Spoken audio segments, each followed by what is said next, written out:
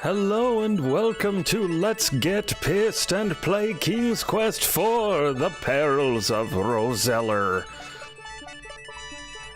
I did a Let's Play of this a long time ago. I think the statute of limitations is passed, that I can start over again. And this time I can do it upright with the beautiful 1080p, crystal clear, scaled up King's Quack.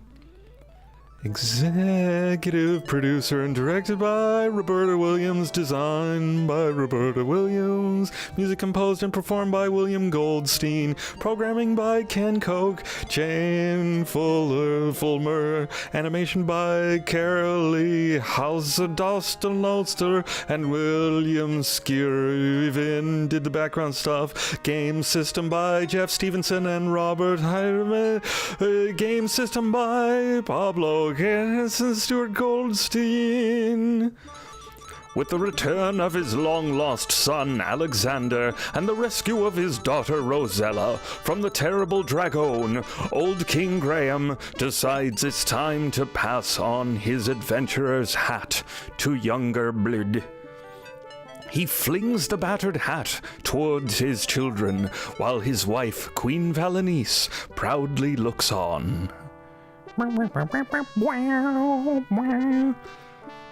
look at that animation. The hat arches through the air. Suddenly, King Graham experiences a terrible squeezing pain in his chest. "Help me," he rasps. Wah!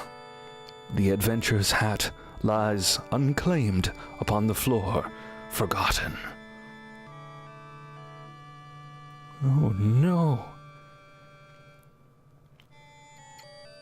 But we've shared so many adventures.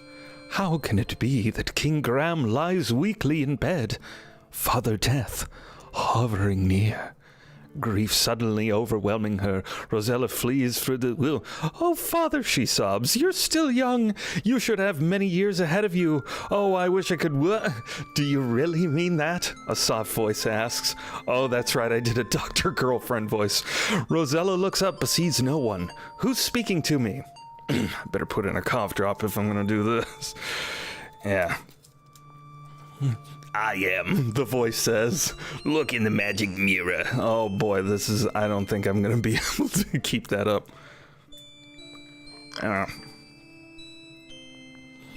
Rosella sees an image in the mirror. Who are you?" she queries, because she can't possibly ask. La, award-winning soundtrack. La la. Come on. "I am the fairy Genesta. In my land of Tamir, there is a remarkable tree. This tiny tree needs 100 years to bear a single fruit. But this is no ordinary fruits, for if a person would eat it, they would find that good health and well-being would be theirs for many years." Rosella is much heartened by this news. Where is the land of Tamir? Genesta smiles. "Tamir is very far away, but with my magic, I can bring you here." Go. Rosella senses that there is more to the story, but I suppose there are some problems? La da da da. Again, Genesta smiles. "Yes, you are correct, Rosella. If you are willing to come to Tamir, I will explain the situation. However, once I bring yous here, I can't send yous back. Yous will have to help me first." Confused, Rosella says, "I don't know. What if I can't help you or find the tree?"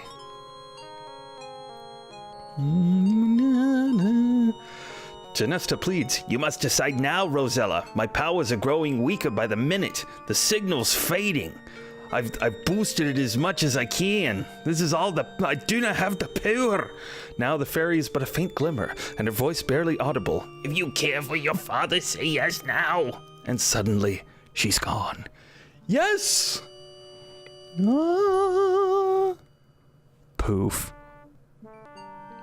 La da da da da da da da da da da da. The lovely fairy speaks. I am the fairy Genesta. Welcome to Tamir. Never mind my Harvey Firestein voices because Spazfox doesn't know lady voices too goods. Rosella looks awestruck at the fairy. She is stunningly beautiful, but there is a certain sadness to her. Finally, Rosella speaks. I know you would like me to help you in some way, but I don't know how I could help a fairy. La da da. Genesta looks sadder than ever. You're wrong, Rosella. You see, I am losing my magical powers. Yesterday, as I was strolling through the woods, anyways, the fairy sighs. she yanked it from my neck and raced away, screeching with laughter. Immediately, I felt my powers diminishing and my body weakening. I will die in 24 hours if my talisman is not returned. Oh, she's crying. Oh, no. Dum, dum, dum. Yeah. Intently, Genesta looks at Rosella. Lalote is very evil and will use the talisman to bring more evil to Tamir. Now I fear it will contaminate my whole country. Further, I cannot send you home without my talisman or use. I'm not very consistent. Rosella is unsure of what she can do. Meekly, she asks, I want to help you, but how? You can do more than you think, Rosella. Genesta assures her.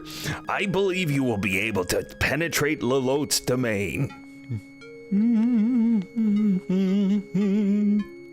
Suddenly, Rosella remembers the tiny tree. Can you tell me where to find the magic fruit? Sure, Remorsefully, Genesta looks at Rosella. It will not be easy to reach the tree. It grows on a tiny island within a vast swamp on the other side of the great mountains. Bravely fighting back tears, Rosella says, I will help you in any way I can, Genesta. How can I find Lalote?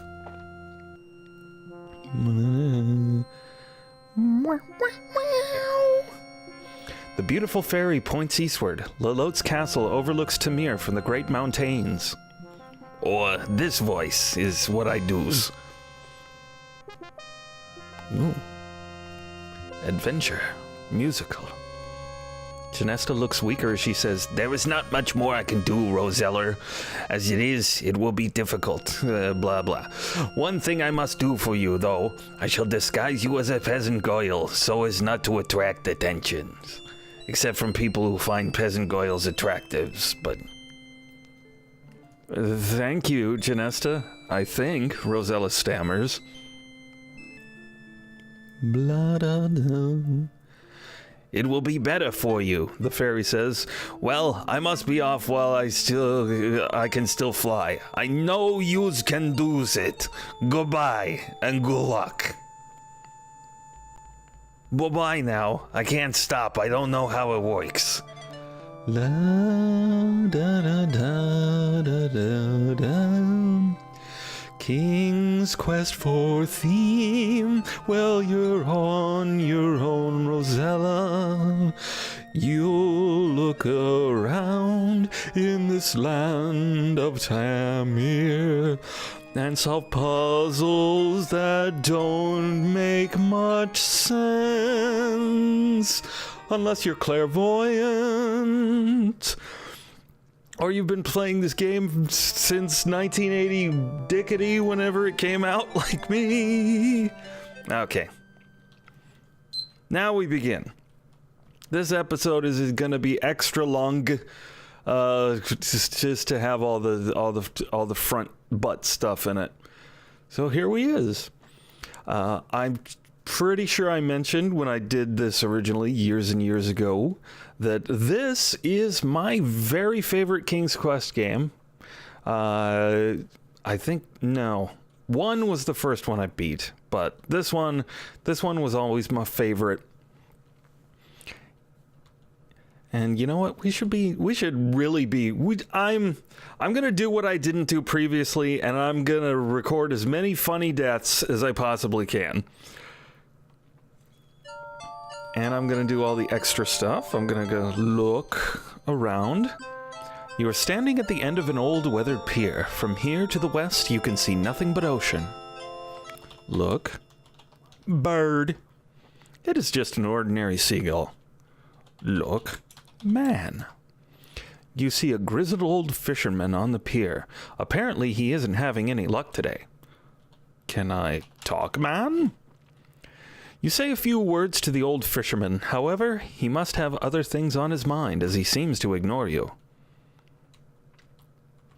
You know, it's really looking at these old 16-color games that really makes me appreciate how much I kind of need to calibrate my monitor, because I'm looking at that sky back there, which should be a nice bright cyan, and it's kind of lavendery to me. So, note to future self.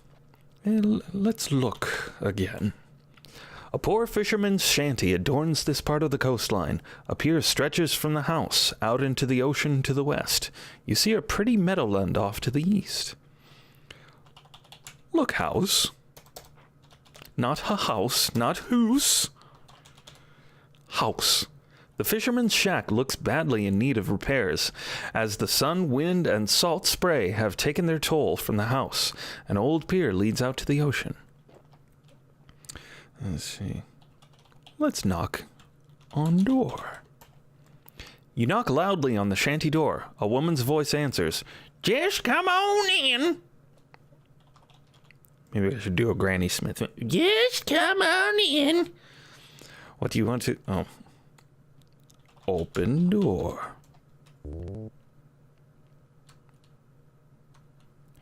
Look. The inside of the fisherman's shack looks almost as shabby as the outside.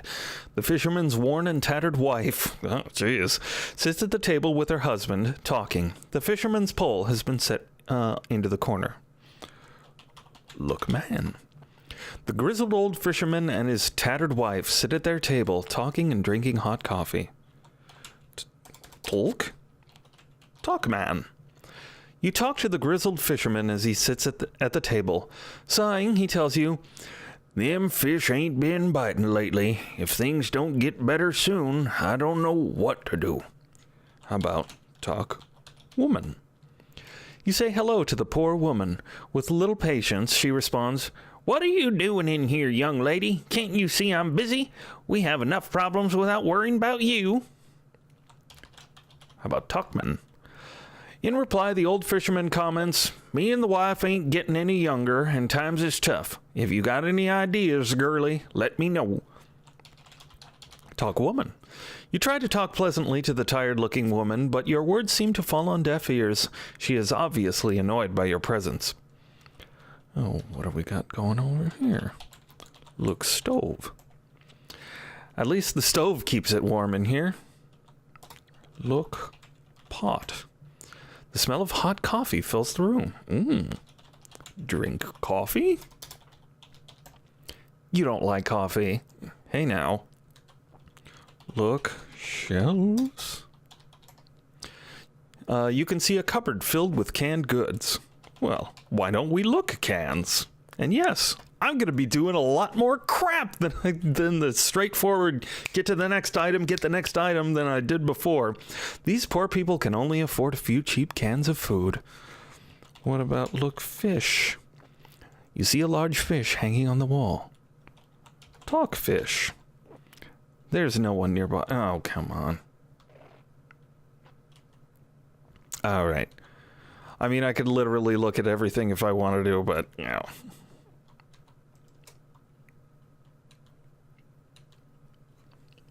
I need...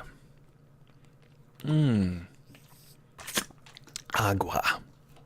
All right, so I think the river here is a nice point of reference for when we loop around, so we can explore thoroughly. Almost like they designed it that way. Well, let's look around here. A green meadowland filled with beautiful wildflowers surrounds you. Actually, I think... Okay, never mind. Those little cliffs, I believe you can die from falling off them. I said I wanted to show hilarious deaths, but in the really old King's Quest games, I don't think they started getting funny till like 5. Most of them are kind of grim. What do we got here? Oh, stop. Look around. The scent of wildflowers fills the air in the lovely green meadow. Anything around here? Oh, there's the fisherman's shack. Surprised I haven't run into anybody yet. There we go. Luke, you are surrounded by beautiful wildflowers in this luscious green meadowland. Look, man. You see a lively creature who is at the same time both man and goat. He is a satyr, and his name is Pan. He seems to be greatly enjoying his flute music. Can I talk, Pan? You attempt to speak to Pan, but he pays you no mind. He's too wrapped up in his flute music. Well then, I've got better shit to do. I'm Rosella, I've got better shit to do. Now, imagine it's 30 years ago, and you're me. And you played King's Quest 1, you played King's Quest 2, and you get to play King's Quest 4, and suddenly, holy shit, look at me walking in the river with a little splashy animation. This is the most amazing thing ever. I'm gonna look British. Look bridge, not look breehy. A rustic stone bridge adds a bit of charm to this part of the woods. But what is this little yellow thing under here? Look under. Bridge. Animation. You kneel down and peer under the bridge. Aha! You have found a small golden ball. You pick it up and carry it with you. Now, that was some super advanced shit for 1980 Dickety, where in previous King's Quest games, you know, it's not enough just to look under the bridge. You would have to actually type out "get gold ball from under bridge," yada do. But no, it actually skips a step, which is a nice precursor and a sign of things to come for the advanced King's Questiness. And look, you even got reflections in the water. It's amazing. Look. Numerous water lilies float serenely upon the lovely little pond nestled in these woods. Atop one of the bigger lily pads, you notice a rather large frog, wearing a little gold crown. Well, look, frog! The large frog stares back at you with big, bulging eyes. Can I talk, frog? Ribbit, ribbit. Well, naturally. Well, what else did you expect from a frog? Yeah, makes sense. They got me there. Let's go play with him. Oops, you scared away the frog. No. Can I wait for him? Now, if you're not familiar with the fairy tale of the frog prince or whatever, you might not necessarily know about the gold ball. Now, this was a fairy tale that I never learned as a kid, so yeah. I had to get told how to do this. So, drop ball into pond. You accidentally drop the golden ball into the pond. From atop a lily pad, a large green frog leaps into the water and disappears from view.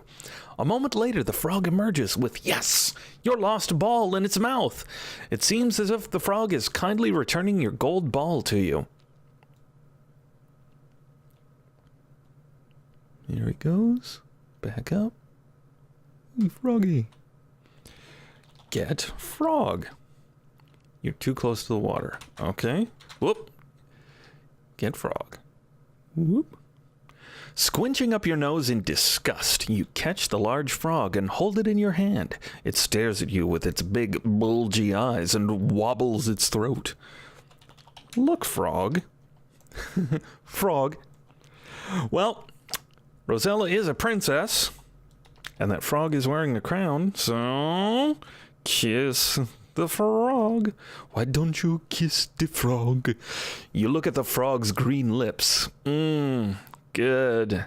You feel silly doing this as you slowly Put your mouth against the frog's. smew. Suddenly, the little green frog changes into a handsome prince. Who are you? The prince demands. I thought you were supposed to be a princess. Why, you're nothing but a peasant girl. You blanch a bit at that remark, but say nothing. Well, ta-ta, he says. I'm off. Here, you may keep this. To your surprise, he tosses the little golden crown to you as he takes his leave. Good riddance, you think. Yoink. And I'm gonna... It's not... You can leave the gold ball here. You don't need it anymore, but I forgot to do one little thing. Inventory. Okay, you can look. I don't know why my inventory isn't available, but okay, so let's...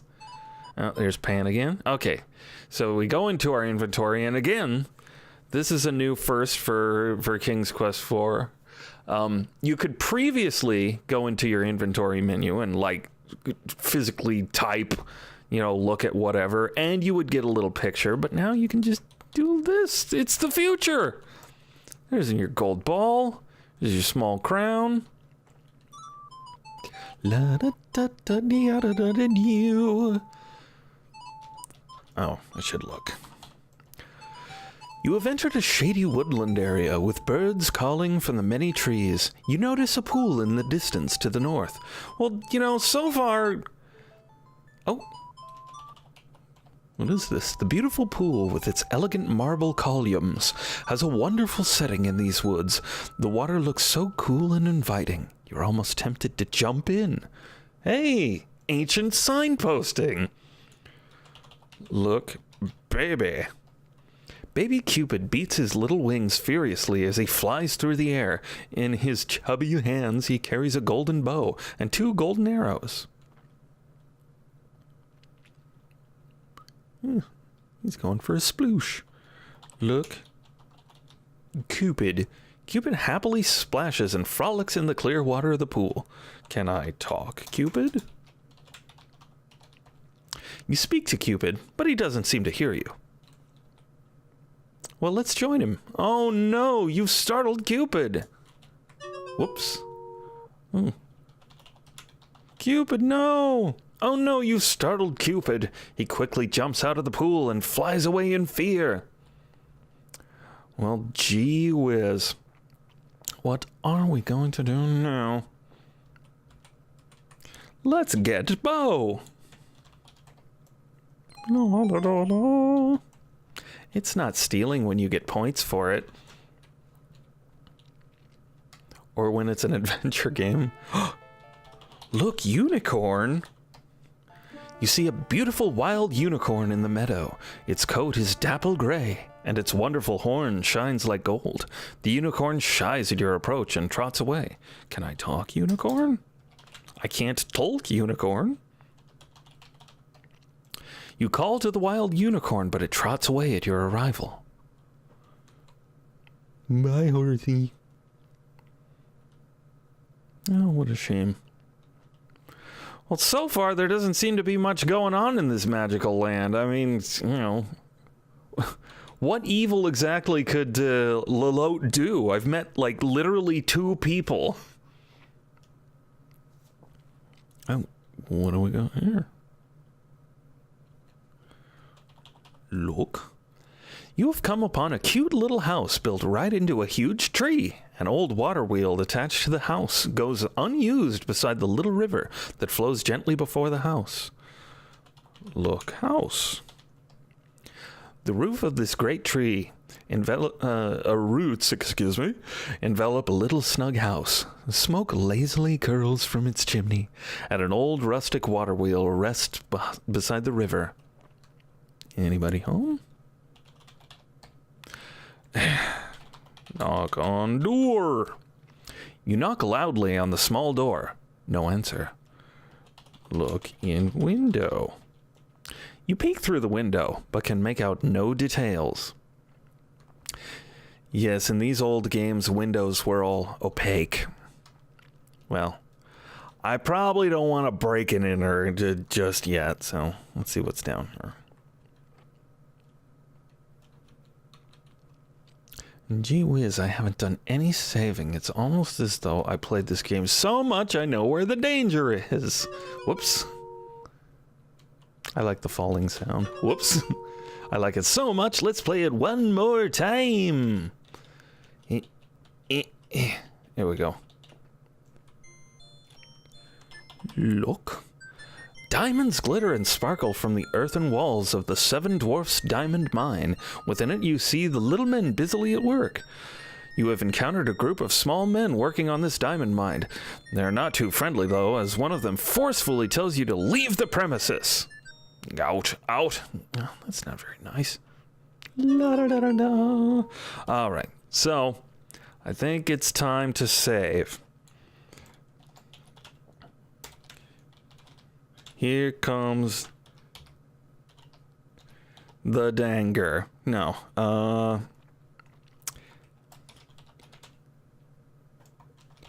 Danger Mouse. There we go. All right, get out of here. Look. You see a large thatched roofed house surrounded by forest, and it looks very formidable. It might be wise to use caution here. Well, let's see. Hello? Knock. Door. You cautiously tap the door, but are greeted only with vicious barking from the other side. Oh, what the heck. Open door. You can't. It's locked and you don't have the key. Oh, fine. Look. A thick forest of pine trees surrounds you. You see a house in the distance to the north. Look. Pine cones. This game does not understand pine cones. Oh, very well. Ooh. This rundown, gloomy cemetery gives you the creeps. Many of the old tombstones have fallen over, and the entire place is overgrown with grass and weeds. Now, here's an old adventure game trope. Look. Tombstone. Each tombstone has an epitaph written on it. Read. Tombstone. To the ever-living memory of Hurian Bennett, baby son of Edward and Sarah Bennett, who by a sudden surprise fell asleep the 11th day of November, 1553, aged 6 months. Oh, little baby. What about this one? Here lies the body of Mary Ann Lauder. She burst while drinking a Seidlitz powder. Called from this world to her heavenly rest. She should have waited till it effervesced. So, I guess she'd, ate an Alka-Seltzer and blowed up. What about this one? Dr. I let some. Oh, my God. When people's ill, they come to I physics bleeds and sweats 'em. Sometimes they live, sometimes they die. What's that to I let some. Jeez. Beneath this stone, a lump of clay, lies Uncle Peter Daniels, who early in the month of May took off with his winter flannels as he froze to death. 6 feet beneath this funeral wreath is laid upon the shelf one Jerry Jones, who dealt in bones, and now he's bones himself. Ooh. Is this a tombstone or a wall? Not close enough. Okay. Just a couple more. Lord Coningsby, 1559 to 1626, sleepeth here in peace, an honorable man, a valiant soldier, he served his country well. I plant these shrubs upon your grave, dear wife, that something on this spot may boast of life. Shrubs must wither, and all earth must rot. Shrubs may revive, but you, thank heaven, will not.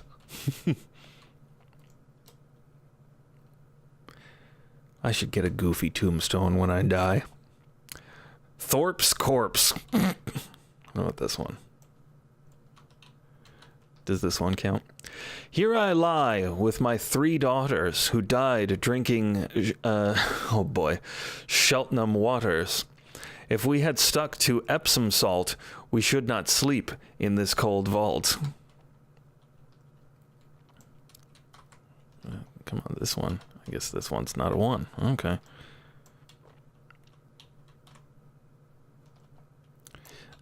I'll get close. I'll get you close enough. 1643. Here lies Newbury Will. His life was finished 'cause he took ill. But none'll miss him. He should have been wiser. 'Tis his own fault for being such a miser. I guess this one isn't 1. Okay, fine, fine.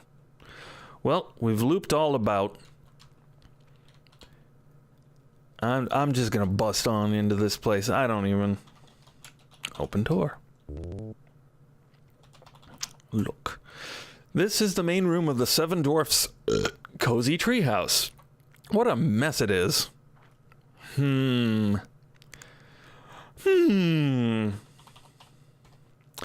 You have entered the small upstairs bedroom of the 7 Dwarfs. My goodness, these dwarfs are sloppy.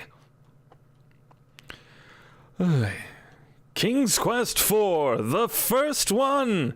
The first King's Quest adventure, starring a woman, will return shortly. So that's it for parte uno. I just looked at the clock and I've gone over, darn it. And I popped into the microphone. That's a wonderful way to end this. So, when we return, what will we do on this fairy tale adventure of 7 Dwarfs? Thank goodness I am of American descent, and I know the story of Snow Whit and the 7 Dwarfs.